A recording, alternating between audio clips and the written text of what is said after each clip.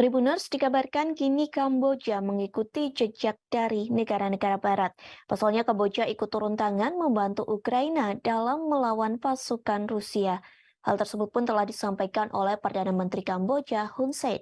Ia mengatakan negaranya mengirimkan bala tentara Kamboja. Nantinya pasukan Kamboja ini akan melatih tentara perang Ukraina melawan Rusia. Hun Sen pun setuju untuk mengirim pasukan militer khusus ke kawasan perang Ukraina dan Rusia.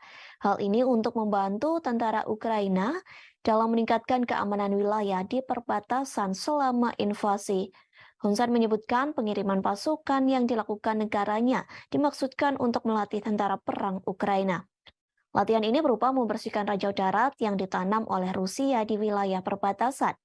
Diketahui langkah tersebut diambil Kamboja mengikuti Amerika Serikat yang lebih dahulu menugaskan pasukannya di wilayah Ukraina. Pasukan Amerika Serikat diterjunkan untuk membantu militer Kiev melacak pengiriman peralatan perang dari barat. Hal itu dimaksudkan agar persenjataan yang dipasok tersebut tidak berakhir di tangan tentara-tentara Rusia. Sebagai informasi, Kamboja sendiri merupakan satu negara yang memiliki militer khusus yang mampu mendeteksi ranjau darat di berbagai medan. Bahkan Kamboja tercatat menjadi negara dengan ranjau darat paling banyak di dunia. Tercatat lebih dari 1.000 km persegi tanah masih terkontaminasi dengan ranjau ledak.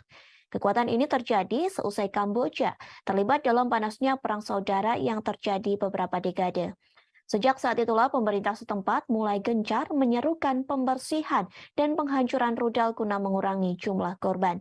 Kemahiran Kamboja dalam menghapuskan ranjau bahkan membuat ribuan militer khusus Kamboja ditarik ke PBB untuk bekerja di Afrika dan Timur Tengah.